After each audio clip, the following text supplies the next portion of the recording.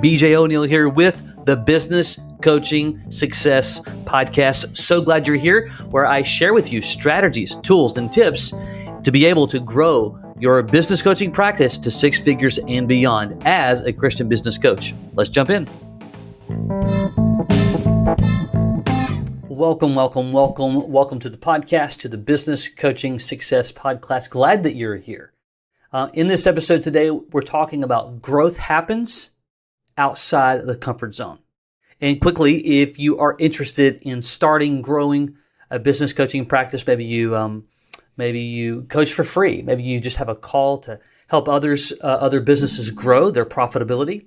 Perhaps you own a business, or if you own several businesses, or you've worked at a C-suite level and running a business in some capacity, and you just love the idea of investing into others, into growing others and growing yourself.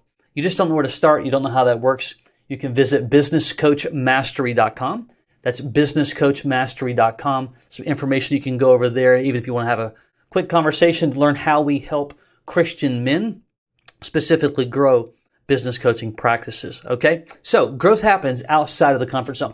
In our network, we talk about this all the time. We talk about, there's all types of activities that you need to do in order to be successful as a coach.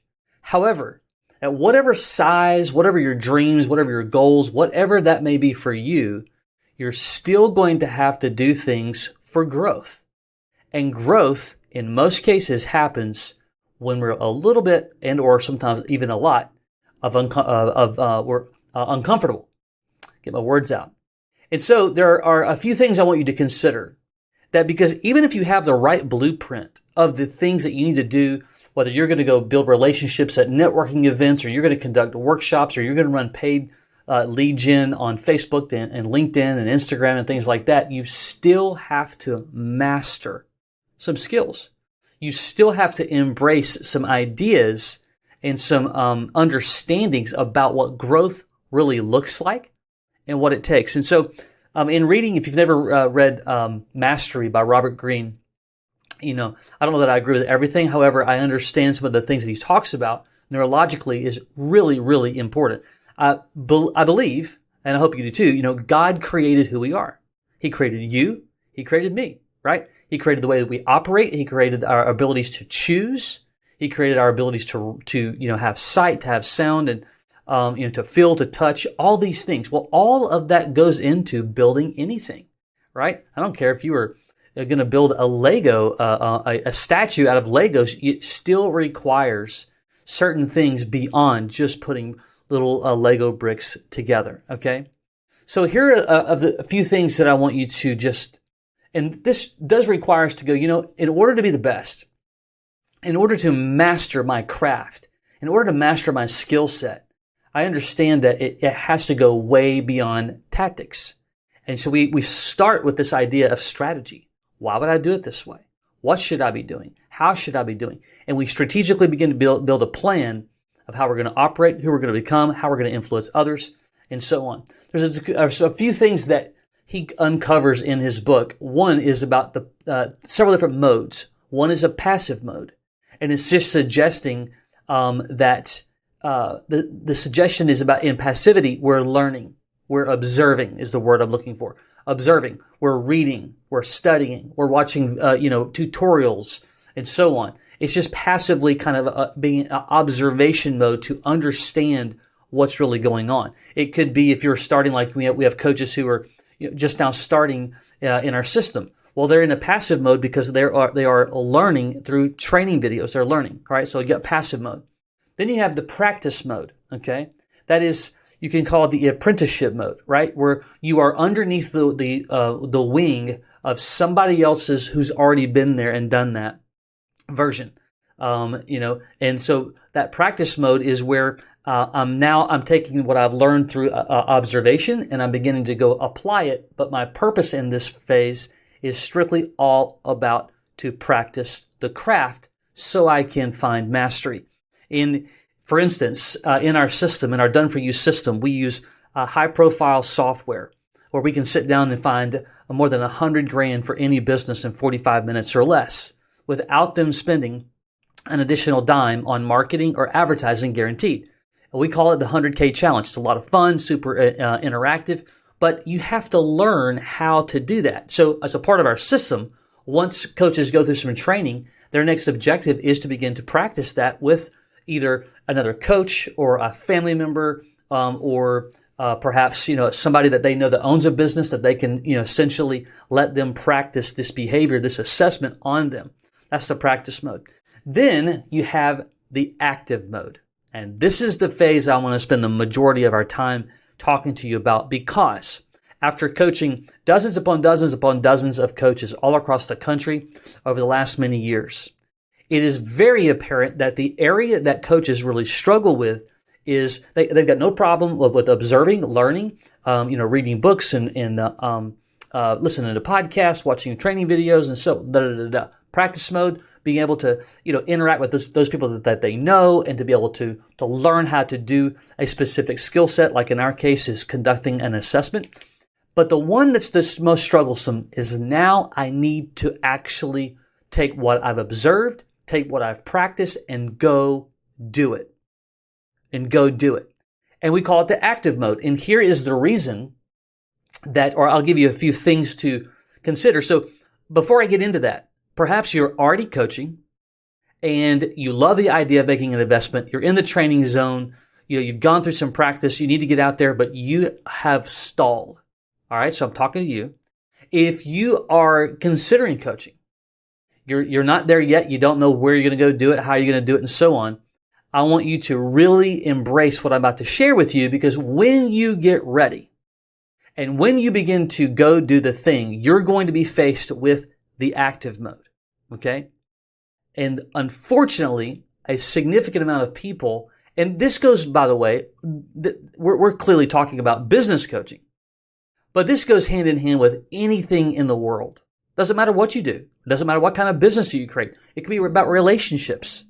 Doesn't matter. You have to begin to take action, and you have to begin to do. Here are the things that you're going to have to consider to be in the active mode and to find success. And remember, our goal is mastery.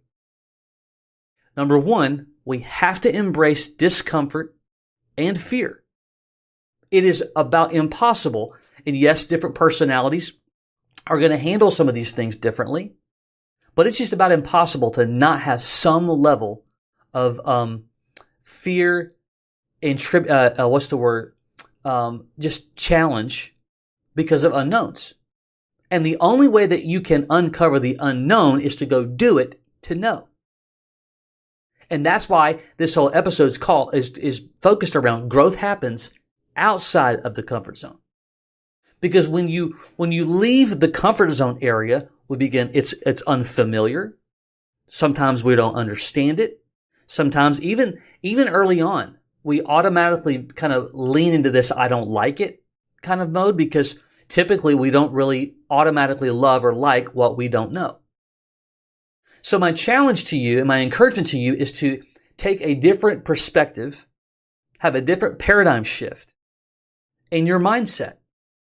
And it's to suggest that I'm going to embrace discomfort and fear, meaning I'm going to be comfortable with being uncomfortable.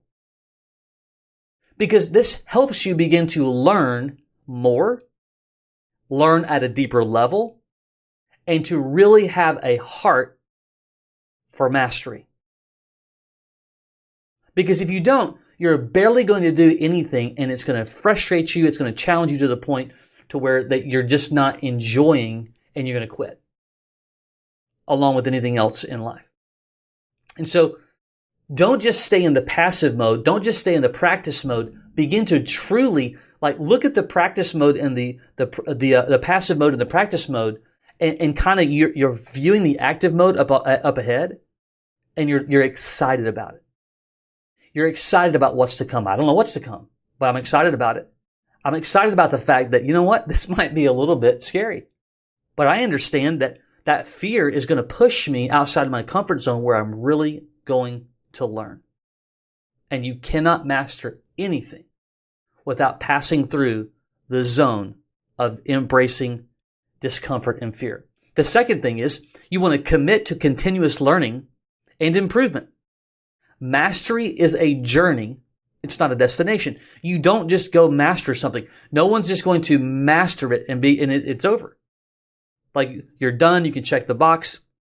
No, it's a journey because there's always going to be something to learn. One of my favorite things, by the way, in coaching, is over time, as you connect with people, as you network with people, you coach businesses, you build relationships with, you're going to come in contact with all kinds of different people in all kinds of different industries. And you're going to learn a ton about a lot of different businesses, business models, industries, how they work, how they operate, and so on. And it's kind of fun today because after nearly 30 years of being involved in business growth, I can kind of have a seat at a lot of tables to where I can at least pretty much be in a conversation with just about every industry under the moon. I have a lot of random facts from the years and years and years of spending time at the table with tons of different business owners and backgrounds. And so when you have a mindset and a paradigm of mastery is just what I'm continuing to do, it's not this end game that I'm trying to get at. And I think the reason why it's important to know the difference is I think a lot of people do believe that one day I'm going to be absolutely a master at this. Now, you may master the craft, but we're not done because you can always learn more, especially with the advancement of technology. Look what's happened with AI. Like if you don't have an appetite to understand technology in today's world, you're going to be left in the dust. I understand that there's different conversations about liking it or not like it. I get that. But the reality is technology brings an advancement to everything. It's bringing a massive advancement to the kingdom. Look at how many people are touched for the cause, for the kingdom worldwide because of video, because of social media. Yes, I understand that the world and man has the ability to pervert every single thing on the planet, and yes, they do. But we can still do things to advance causes. And when you embrace technology, when you embrace learning, when you embrace new business models, when you embrace, I'll never forget when Excel was kind of became a thing. In the beginning, I hated it. It challenged my thinking on. I'm just not engineering formulas is not my natural gift, but I've learned it, and I've learned why, the power of it. So you want to commit to continuous learning and improvement. You want to take constant, purposeful, but imperfect action. It's a mouthful, right? You want to take consistent and constant, purposeful, but imperfect action. Purposeful action just simply means that I'm building my plans. I have a purpose of why I'm going to do this, but not all of it may work right. And that's the imperfect part. And you're not going to know it until you go to do it. So it's purposeful, but yet, because I'm not sure yet, I'm going to do it anyways, even though it might be imperfect. Now, I'm not suggesting to be unprofessional. I'm just suggesting that get on the phone, go talk to someone, try that script out, try that new slide deck at a workshop. Try that, if you're going to run paid lead gen, get out there and test several different things. The purposeful intention, if I'm running paid lead gen, and I do, by the way, so I can speak directly to this, is that I'm going to, create a campaign, an ad set, if it's Facebook, that is, and I'm going to use 3 different ads. My purpose and intention is I'm creating those ads, but I don't know which one of them are going to perform. So the imperfect action is I'm going to do it for all 3, maybe 4 or so, knowing that one of these is going to be terrible. That's the imperfect action. Next is to reflect and adapt. We're being active, and here's where if you're not careful, you're constantly causing problems. You're constantly causing overwhelm. You're constantly causing chaos because you're not spending time to reflect on what's working and what's not working. You're not taking time to reflect what's causing me so much anxiety. You've got to get clarity, and you've got to sit down. This part of the process, like, okay, I know networking is going to work. I really want to do it, but every time I go there, I have some anxieties about why. Like, reflect on that, get granular, and learn from it, and understand it, and begin to master the components necessary. Don't just go to the next thing and never look back as to why it worked, what happened, what didn't happen, and so on. It's super important for to fuel your growth, rather, is to constantly reflect and adapt. Okay, so there you go. You got the passive mode, you have the practice mode, and you have the active mode. And you cannot do the active mode without observing and certainly practicing. But if you observe and you practice and you never take action, nothing's going to happen. Make decisions. Make imperfect decisions. It's okay because that's how you're going to learn. And the faster that you make imperfect decisions that go wrong is the faster that you're going to make the ones that go right. Hope that adds value to today. Listen to me. God created you with a desire and a purpose.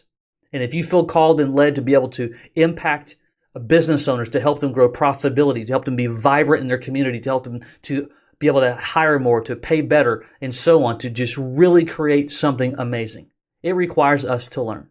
It requires us to stumble. It requires us to rinse and repeat and then some. It may not happen overnight. Probably won't. Didn't for me. But it can happen if you look at it as a journey. You look at it as embracing mindsets that's going to challenge maybe your normal, the way you view things. But if you do that, I promise you, you put yourself into the driver's seat of being successful as a Christian business coach. Until next time, take care.